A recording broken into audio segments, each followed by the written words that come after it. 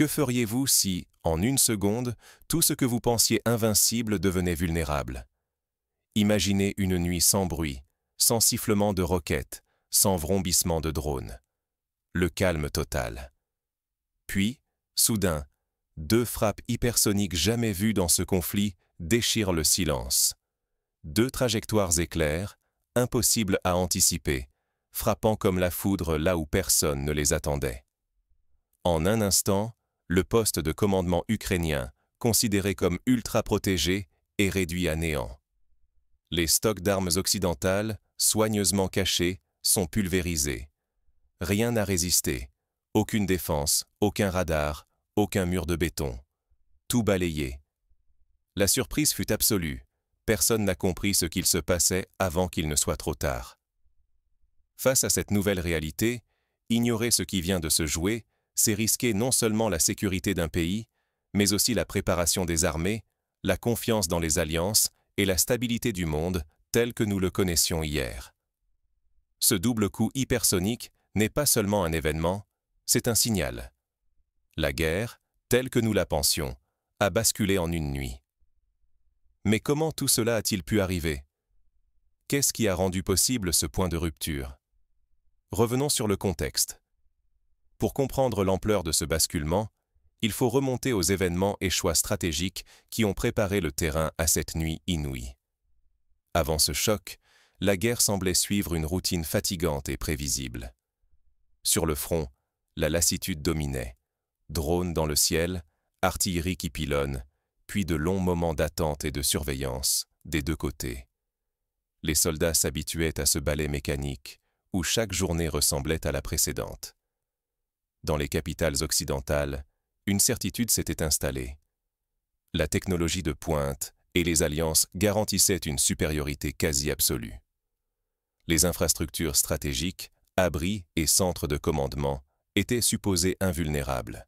On pensait que rien ne pouvait vraiment ébranler l'équilibre établi. La Russie, de son côté, cultivait la discrétion. Peu de discours, pas de démonstrations spectaculaires pour les caméras. Moscou avançait masqué, préférant laisser ses adversaires s'endormir sur leurs acquis. Mais rester aveugle face à l'évolution du conflit, s'accrocher aux vieux réflexes et doctrines, c'est jouer avec le risque de l'effondrement subit. Car la guerre change, souvent dans le silence, jusqu'au moment où tout bascule et où l'on réalise trop tard que la réalité a changé de visage. Mais la vraie rupture, c'est ce double coup. Que s'est-il réellement passé? C'est dans cette nuit faussement calme que la guerre va soudain dévoiler un tout autre visage, bouleversant toutes les certitudes en un instant. Deux éclairs, deux trajectoires, l'histoire bascule en quelques secondes. Au cœur de la nuit, la première frappe s'abat sans avertissement sur le centre névralgique du commandement ukrainien. La structure, pensée pour résister à tout, est pulvérisée en un souffle. En quelques instants, les murs de béton deviennent poussière et l'onde de choc coupe toute communication, plongeant l'état-major dans le silence absolu. Radio muette, écran noir. Personne n'a le temps de comprendre. La deuxième frappe quelques minutes plus tard, ciblant les immenses dépôts de munitions occidentales. Une boule de feu s'élève, si intense que la chaleur se ressent à des kilomètres. Les stocks partent en flammes, la terre semble trembler sous l'impact, et l'asphalte fond autour des hangars éventrés. L'air vibre, les témoins restent figés, sidérés par la violence du choc. Aucune alerte n'a retenti. Aucun système de défense n'a eu le temps d'agir. Tout paraît soudain dérisoire face à une attaque aussi rapide et précise. Il n'y a ni riposte, ni refuge. La sensation d'impuissance est totale. Chacun saisit que la guerre a changé de visage. En une seule nuit, un paradigme s'effondre. Plus aucun site, aucune base, aucune ville n'est véritablement protégée. Les anciennes doctrines défensives volent en éclats. La peur s'installe dans les esprits, pas seulement en Ukraine, mais partout où l'on croyait à l'invulnérabilité des alliances et des technologies occidentales. Perdre en un instant le sentiment de sécurité nationale, voir s'évanouir la capacité à réagir en temps réel, voilà la blessure profonde de cette double frappe, bien au-delà des dégâts matériels. La sidération, le doute et l'inquiétude s'installent durablement. Mais au-delà de l'effroi immédiat, quelles conséquences cette opération fulgurante va-t-elle avoir pour l'Ukraine, ses alliés et l'équilibre mondial? Quand la peur s'installe, quand les alliés doutent, tout le jeu diplomatique vacille. L'Ukraine, frappée en plein cœur, traverse un état de choc absolu. La communication officielle est coupée, les réseaux sont muets, et les réunions stratégiques se tiennent désormais sous plusieurs mètres de béton, loin de la lumière du jour. Les images qui filtrent dessinent un pays paralysé, où l'angoisse colle à chaque décision. À Kiev, la panique gagne jusqu'au couloir du pouvoir.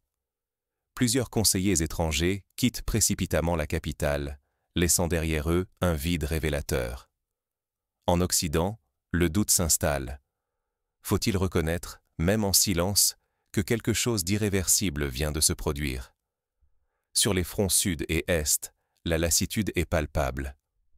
Des drapeaux blancs flottent dans la brume du matin. Ce n'est pas une capitulation officielle, mais un aveu d'épuisement, de lucidité douloureuse. Les soldats ukrainiens, privés de moyens et d'espoir, choisissent la survie plutôt que la résistance vaine. Beaucoup baissent les bras, non par choix, mais parce que la technologie leur a retiré toute chance. À l'international, les conséquences sont immédiates. Les marchés financiers occidentaux vacillent, les indices plongent, la notion même de sécurité s'effondre. La bourse reflète le vertige d'un monde où, en une seule nuit, plus aucune alliance, plus aucune promesse de protection ne semble tenir. Ministres, experts et généraux cherchent en vain une parade à l'invisible. Le risque est immense. Dirigeants et peuples perdent non seulement le contrôle de la situation, mais aussi leur crédibilité et leur capacité à peser sur l'avenir. L'ancien équilibre n'existe plus. La peur d'un nouvel ordre s'impose, redéfinissant à la fois les rapports de force et la confiance collective. Mais face à cette défaite technologique, une question brûle toutes les lèvres. Comment tirer une leçon de ce choc et préparer un monde où la résilience devra prendre d'autres formes? Et si la technologie dictait désormais la paix plus sûrement que les traités? Depuis le double coup hypersonique, une certitude s'est effondrée. Plus rien n'est vraiment protégé. La croyance dans la défense absolue, ces forteresses de béton et de systèmes électroniques, a volé en éclats. L'hypersonique vient de prouver que tout, absolument tout, est vulnérable. Ce choc n'est pas une démonstration de force triomphale du côté russe. Bien au contraire, le silence de Moscou et la précision chirurgicale des frappes nous rappellent que chaque geste est stratégique, calculé, sans éclat médiatique. La Russie impose, par la technologie, une nouvelle équation de la dissuasion. Face à ce bouleversement, il n'y a plus de place pour les vieilles illusions. En Europe, pour la première fois depuis des années, on ose de nouveau prononcer le mot « négociation ». La paix, jusqu'ici considérée comme un aveu de faiblesse ou de naïveté, redevient une option, peut-être la seule rationnelle, lorsque l'on comprend que toute escalade technique peut rendre la sécurité illusoire. Dans les tranchées, le drapeau blanc apparaît. Ce n'est pas le symbole de l'humiliation, mais celui du réalisme. Il incarne une prise de conscience. Devant une arme contre laquelle il n'existe aucune parade, persister dans l'affrontement revient à nier la réalité, à sacrifier des vies pour une cause déjà perdue sur le plan technologique. Voilà le premier enseignement. La technologie militaire n'est plus un outil au service de doctrines dépassées. Elle les balaie. Il devient vital de revoir nos doctrines, d'accepter que l'équilibre des puissances ne repose plus sur la quantité d'armes ou la robustesse des alliances, mais sur la capacité à anticiper la prochaine rupture technologique. Ignorer cette leçon, refuser d'ouvrir les yeux, c'est risquer une escalade vertigineuse, où la technologie dépasserait même notre entendement, où la guerre deviendrait purement algorithmique et imprévisible. Les illusions d'hier sont devenues les dangers de demain.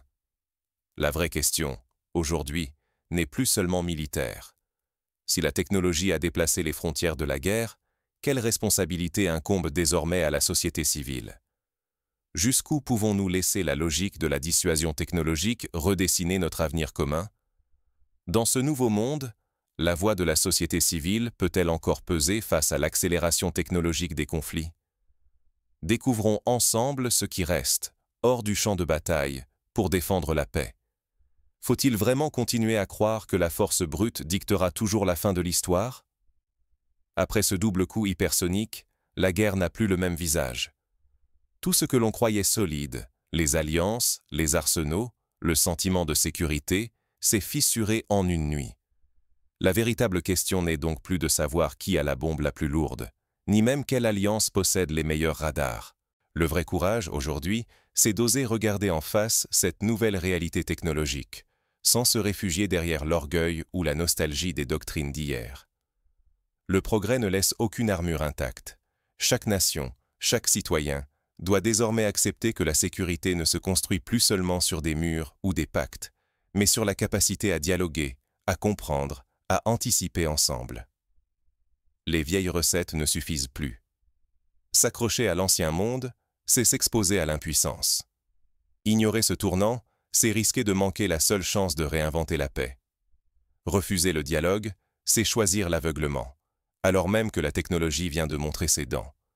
Peut-on vraiment prétendre que la dissuasion suffit quand la vitesse des armes dépasse désormais celle de la pensée politique? La fin de cette nuit silencieuse n'est qu'un commencement. Celui d'une ère où inventer la paix devient l'épreuve la plus audacieuse, individuelle comme collective. Sommes-nous prêts à inscrire ce courage-là dans nos choix, nos débats, notre futur?